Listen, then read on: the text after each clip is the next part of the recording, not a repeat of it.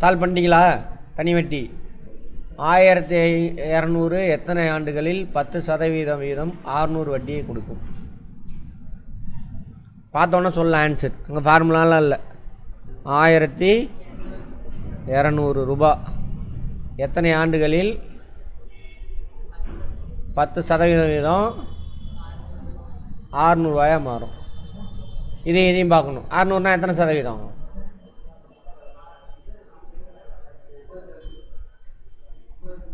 இதில் பாதிமா, அவ்வளோதான். ஒரு வருஷத்துக்கு தான் 10%. அப்போ 50% எத்தனை வருஷம் தான் ஆகணும்? 5 வருஷம். அவ்வளோதான். இது இவ்வளோதான் டைமிங். சரியா? இப்போ இங்கே பார்த்தோன்னே போட்டுருணும். இப்போ வர கொஸ்டின்லாம் பெரும்பாலும் நீ ஃபார்முலா தெரிஞ்சாலாம் போட முடியாது. கான்செப்ட் புரிஞ்சிருந்ததுனா தான் போட முடியும். கரண்டில் வர்றது டிஎன்பிசி கொஸ்டின் எஸ்ஐலாம் பார்த்தீங்கன்னா தெரியும். கான்செப்ட் புரிஞ்சிருக்கணும். யார் இந்த மாதிரி போட்டிங்க? இந்த மாதிரி யோசிச்சிருந்தேன்னா நீ கரெக்டாக புரிஞ்சுக்கிட்டுன்னா. சூர்யா இந்த மாதிரி தான் யோசிச்சியா? Very good. அப்புறம் எப்படி மேக்ஸ் வரலன்ற? மேக்ஸ்லாம் வரும் எல்லாத்துக்கும். புரிஞ்சுக்கணும். கரெக்டாக புரிய வச்சு உன் மூளை குழந்த மாதிரி மனுஷனோட மூளை அது கரெக்டாக புரிய வச்சுன்னா அது வேலை செஞ்சுக்கும். பல டைம் சொல்லிட்டேன், நிறைய எக்ஸாம்பிள்லாம். 2000க்கு 12% வட்டி 5 மாதங்களுக்கு கொடுக்கணும். எவ்வளவு? 12%ங்கிறது எவ்வளோ நாளைக்கு? ஒரு வருஷத்துக்கு. மணிகண்டன் இப்போ கடைசியில் தான் பேசணும். மணிகண்டன் ஜனாலாம் ஒரு வருஷத்துக்கு. ஒரு வருஷம்னா எத்தனை மாதம்? 12 மாதம். அப்போ ஒரு மாதத்துக்கு எவ்வளோ வட்டி? 1%. தீபிகா புரியுதா? அப்போ 5 மாதத்துக்கு 5% கண்டுபிடிக்கணும்.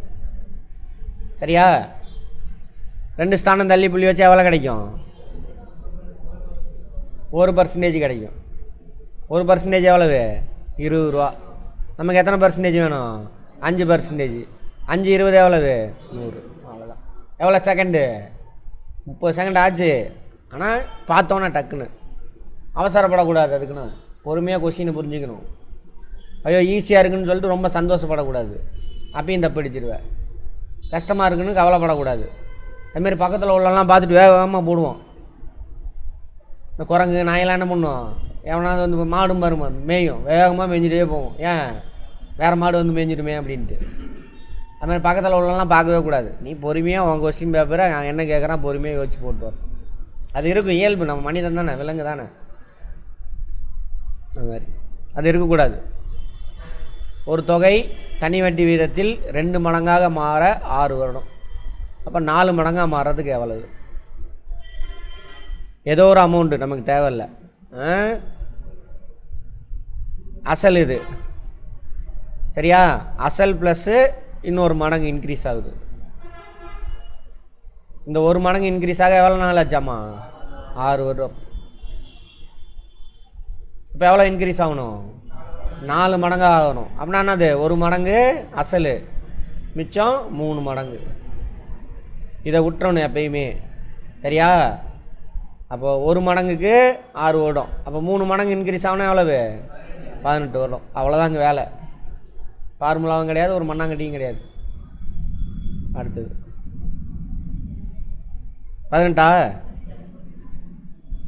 அடுத்து தனி வட்டியில் ஒரு தொகை 10 வருடங்கள் இரட்டிப்பாகிறது எனில் வட்டி வீதம் என்ன? இரட்டிப்புனா என்ன அர்த்தம்? 1 மடங்கு அசல், அப்போது இரட்டிப்பாகுது. 1 மடங்கு அசல் ப்ளஸ் 1 மடங்கு தான் வட்டி. இதான் வட்டி. எத்தனை வருஷத்தில் இது உருவாகுது? 1 மடங்குனா எத்தனை சதவீதம்? 1 மடங்கு இன்க்ரீஸ் ஆகிருங்க. எவ்வளோ சதவீதம்? 100% இன்க்ரீஸ் ஆகிருக்கு. 1 மடங்குனா 100%. ஆமாவா? எவ்வளோ வட்டி வீதமா?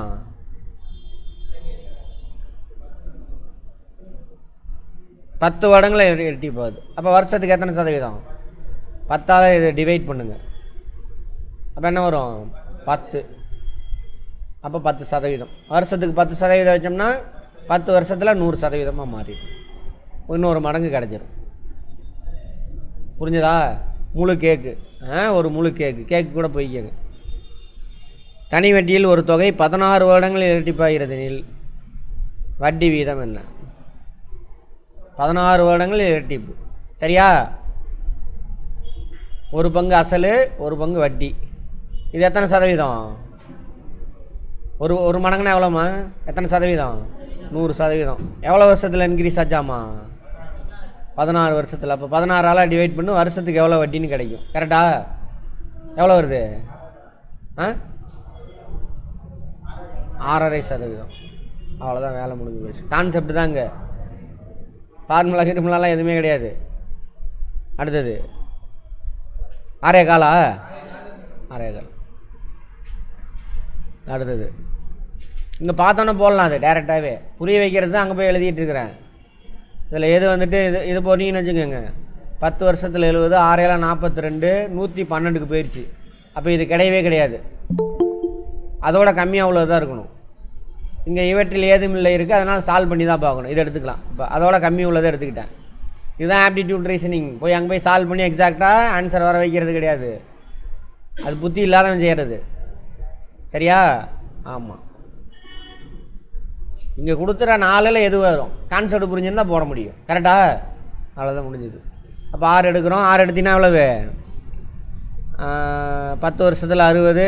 அடுத்த ஒரு 6 வருஷத்தில் 6 36. ஓகேவா? 96 வந்துருச்சு. கால் மட்டும் எடுத்தோம்னா எவ்வளோ வருது? 10 வருஷத்தில் கால் எவ்வளவு? 2.5. 2.5. 10 வருஷத்தில் 2.5. அடுத்த 6 வருஷத்தில் 6 கால் எவ்வளவு? 1.5. 6 கால். 4 கால் 1. 6 கால் எவ்வளவு? 1.5. கிராமத்தா மாதிரி இந்த அரை வாய்ப்பாடு, கால் வாய்ப்பாடெல்லாம் நம்ம தாத்தா பாட்டிலாம் டக்கு டக்குன்னு போட்டுருவாங்க. அது பெரிய விஷயமே கிடையாது. சரியா? 4 கால் எவ்வளவு? 1. அப்படி கால்குலேட் பண்ணிக்க வேண்டியதான். அப்போ 1.5. சரியாக போச்சு. தான் 100. இதான் ஆன்சர். இது ஆன்சரு. இது ஆன்சர்.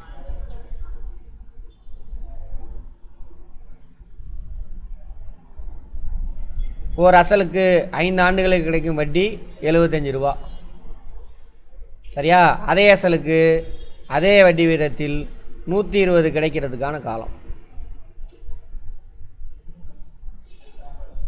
ஒரு ஆண்டுக்கு எவ்வளோன்னு கண்டுபிடிக்கணும். சரியா? இது 5 ஆண்டுக்கு இதில் இருக்குது. ஒரு ஆண்டுக்கு எவ்வளோன்னு கண்டுபிடிக்க என்ன பண்ணணும்?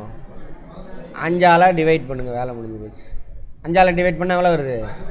15. ரைட். இப்போ 120 மாறணும். அப்போ 120 வரணும் அப்படின்னாக்கா ஒரு ஆண்டுக்கு 5 ரூபானா 120 ரூபா மாறுறது கிடைக்கிறதுக்கு எத்தனை ஆண்டு? 15ஆல் ஆகுங்க. வேலை முடிஞ்சு போச்சு. எத்தனை 15 இருக்குது? 8. கூட்டல், கழித்தல், பெருக்கல், வகுத்தல், அப்புறம் ஈக்குவேஷன், அப்புறம் பின்னம். சரியா? ஒவ்வொரு இப்போ தனி வட்டினா அதோட கான்செப்ட் அதை புரிஞ்சிருந்தா வேலை முடிஞ்சு போச்சு. ஒரு தொகையானது ஒரு தொகையின் தனி வட்டியானது அசல் தொகையில் 16ல் ஒரு பங்கு மற்றும் வட்டி வீதம் மொத்த வருடங்களுக்கு சமமெனில் என்ன சொல்ல வரான்? எத்தனாவது கொஸ்டின்? 15. அது கொஸ்டின் யாருக்காவது புரியுது? அது எனக்கு புரியல. இங்கிலீஷில் எதுவும் எப்படி புரியுதான்னு பார்ப்போம். A simple interest of an amount is principal amount. The total years is equal to the rate of interest. What is the rate of interest?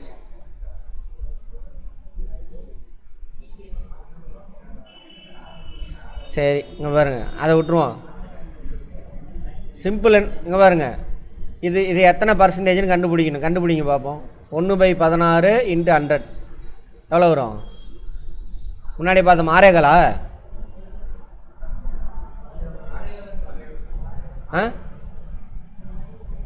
16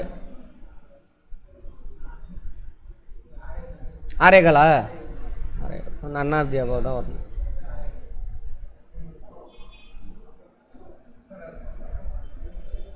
right, அதை விட்டுருங்க. கொஸ்டினே தெளிவாக இல்லை, அதனால் விட்டுடலாம், தப்பே கிடையாது. தனி வட்டியில் வைக்கப்படும் ஒரு தொகை 16 வருடங்களில் மும்மடங்காகிறதெனில் வட்டி வீதம் 16 வருடங்களில் 3 மடங்கு ஆகுதாம்மா. புரியுதா?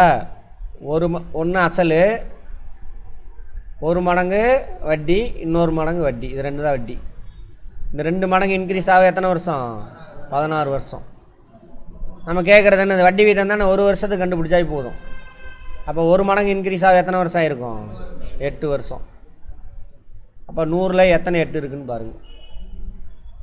அளவு 12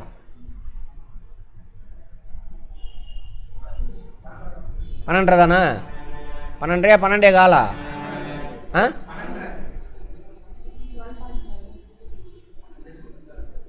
சரி. 25 12 12 இங்கே இல்லையா? இல்லை, இவற்றில் ஏதும் இல்லை. இது இருந்தாக இதை எடுத்துக்கலாம். ஆனால் இவற்றில் ஏதும் இல்லை, ஆப்ஷன் இருக்கு. ஒரு 4 சம் கொடுக்குறேன், போடுறீங்களா? ஒருவர் ரூபாய் 12,000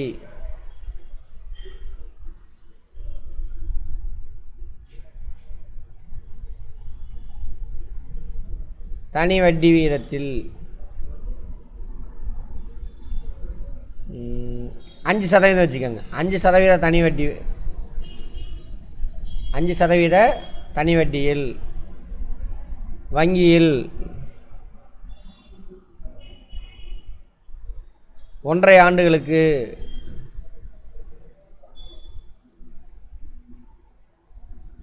வைப்பாக வைத்தால்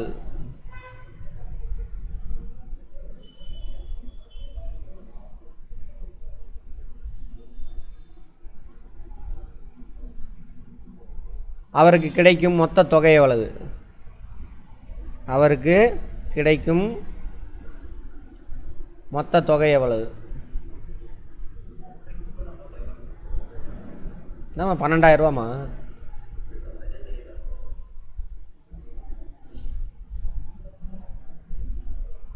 மொத்த தொகை எவ்வளவு?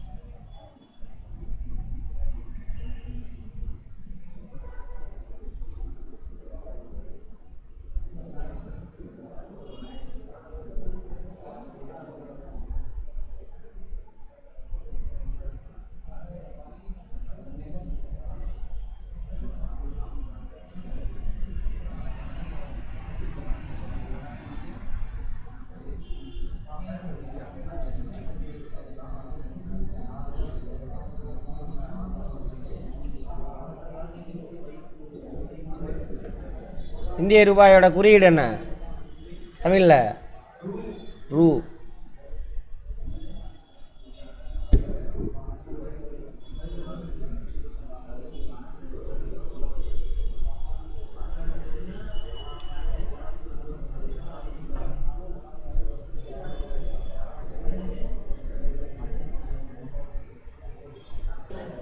கவனிங்க, முதல்ல கேள்வியே புரிஞ்சுக்கணும்.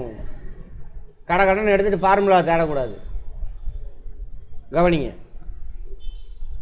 ஒருவர் ரூபாய் 12,000 5% தனி வட்டி வீதத்தில் 1.5 ஆண்டுகளுக்கு வைப்பாக வைக்கிறார். அப்போ அவருக்கு கிடைக்கக்கூடிய வட்டி மொத்த தொகை கேட்குறாங்க. மொத்த தொகை வட்டியோட அசலை சேர்த்து சொல்லணும். முதல்ல வட்டி கண்டுபிடிக்கலாமா? 5% கண்டுபிடிக்கணும். கவனிங்க, ஒரு டிஜிட் தள்ளி வச்சு எத்தனை பர்சன்டேஜ்? 10%. பொறுமையாக கற்றுக் கொடுக்கணும். யாருக்கு? உங்கள் மூளைக்கு. 10% எவ்வளவு? 1200. நமக்கு எத்தனை பர்சன்டேஜ் வேணும்? 5%. 5% எவ்வளவு? இது வேண்டாம் நமக்கு. அப்புறம் என்னது? இது ஒரு ஆண்டுக்கு, கரெக்டா? அடுத்த அரை ஆண்டுக்கு எத்தனை பர்சன்டேஜ்? அதில் பாதி 300. அப்போ எவ்வளவு? அப்போ எவ்வளோ மொத்த தொகை கிடைக்கும்? அவ்வளோதான். நான் எக்ஸ்பிளைன் பண்ணதுனால 20 செகண்டு 30 செகண்டு போட்டிங்கன்னா எவ்வளோ செகண்டு பார்த்தோன்னே ஆன்சர் டக்கு டக்கு டக்குன்னு ஸ்கேன் பண்ணோன்னு அப்படி தான் போடணும். அதுக்கு பேர் தான் குவான்டிடேட்டிவ் ஆப்டிடியூடு. புரிஞ்சுதா? எழுதவே கூடாது. முதல்ல புள்ளி வைக்கணும், ஆன்சர் வரணும். வேணா எழுதிக்கலாம், இது ரெண்டை மட்டும் எழுதிக்கங்க, புரியறதுக்காக எழுதணும். ரைட்டு, மனசுலேயே போட்டுரும். மனசே போட்டுடலாம். அதெல்லாம் கீழே 4 ஆப்ஷன் இருக்கும், அடிச்சிடலாம். அடுத்தது, ஒரு குறிப்பிட்ட தொகையை 5 ஆண்டுகளுக்கு 3% வட்டியில் வைப்பாக வைத்தால் அவருக்கு வட்டியாக 30,000 கிடைக்குது 5 ஆண்டுக்கு. அப்போ மொத்தமாக எவ்வளவு? 15%. கூட்டிக்கலாமா? வருஷத்துக்கு 3%, 5 ஆண்டுக்கு 15%ங்கிறது எவ்வளவு? 30,000. அப்போ இதில் எத்தனை பங்கு இருக்குது? 15%, 15 பங்கு இருக்குது. அப்போ ஒரு பங்கு எடுக்கலாமா? 15ஆல் டிவைட் பண்ணால் எவ்வளோ வரும்?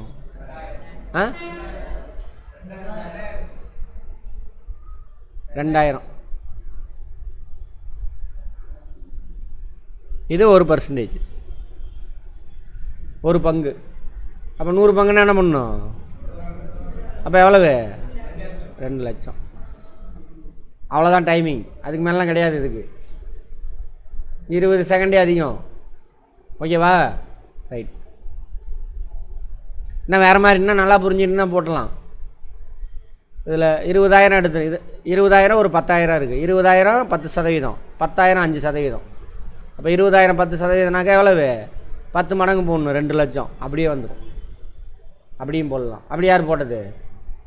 யாருமே போடல. போட்டிங்களா? மணிகண்டனா? Very good. அப்படிலாம் அப்படின்னா நல்லா புரிஞ்சிருக்கீங்கன்னு அர்த்தம். எல்லாராலையும் சிந்திக்க முடியும். நீங்கள் யோசிக்கணும், கேள்வி கேட்கணும். இப்படின்னா என்ன நீ கேள்வி கேளுவோம், மூளை ரூட்டு கொடுக்கும்.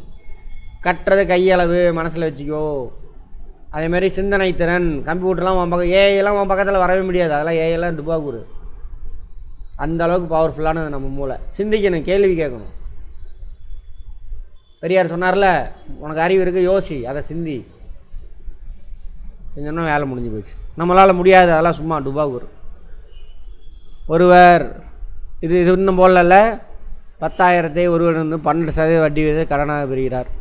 அவர் அதை திருப்பி செலுத்தும் பொழுது 12,400. அவர் அந்த கடனை எத்தனை ஆண்டுகள் கழித்து செலுத்தியிருப்பார்? அப்போ அந்த 12,400 என்ன இருக்குது? 10,000 அசல், 2,400 வட்டி. 2,400 தானே? 10,000க்கு 12%, ஒரு வருஷத்துக்கு எவ்வளவு? 1,200. ஒரு வருஷமாக இருந்தால் 1,200 கிடச்சிருக்கும். இங்கே எவ்வளோ கொடுத்துருக்காரு? 2,400. அப்போ எத்தனை வருஷம்? அவ்வளோதாங்க. ஏதாவது போட்டேன் எக்ஸ்ட்ரா உங்களுக்கு எக்ஸ்பிளைன் பண்ணுறதுக்காக நான் போட்டேன். கடன்லாம் எழுதக்கூடாது. 18,000 2 ஆண்டுகளுக்கு வைப்பாக வைக்கிறார். அதற்கு அவர் ரூபாய் 540 வட்டியாக பெறுகிறார் எனில் வட்டி வீதம் என்ன? எத்தனை ஆண்டுக்கு? 2 ஆண்டுக்கு.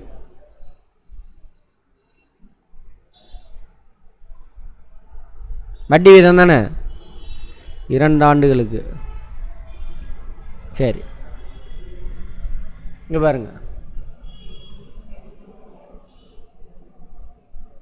இது ஒரு ஸ்தானம் தள்ளி புள்ளி வச்சு எவ்வளோ கிடைக்கும்? 180. இதில் எத்தனை 180 இருக்குது? 3 180. இப்படி தான் பண்ணணும். 10 ஸ்தானம் தள்ளி புள்ளி வைக்கிறான், 10% கிடைக்குது. 180ங்கிறது என்னது? 2 ஸ்தானம் தள்ளி வச்சோமா? 2 ஸ்தானம். அப்போ எவ்வளோ? 180ங்கிறது எவ்வளவு? 1%. அப்போ இது 1%. இங்கே எத்தனை இருக்குது? 3 180. அப்போ 3% இருக்குது. 3%ங்கிறது எவ்வளோ நாளைக்கு? 2 வருஷத்துக்கு. அப்போ ஒரு வருஷத்துக்கு எவ்வளவு? 1.5%. சின்னதாக போகணும், வச்சு பார்க்கணும், ஐடியா கிடைக்கும். ஃபிக்ஸடெலாம் கிடையாது எதுவும். ஒரு ஸ்தானம் தள்ளி வைக்கிறோம், அது 1,800, 10%. 2 ஸ்தானம் தள்ளி வச்சா 180. இதில் எத்தனை 180 இருக்குது? 3 180 இருக்குது. இப்படி தான் இருக்கும். அங்கே கொஸ்டினாக அப்படி தான் செட் பண்ணுவாங்க.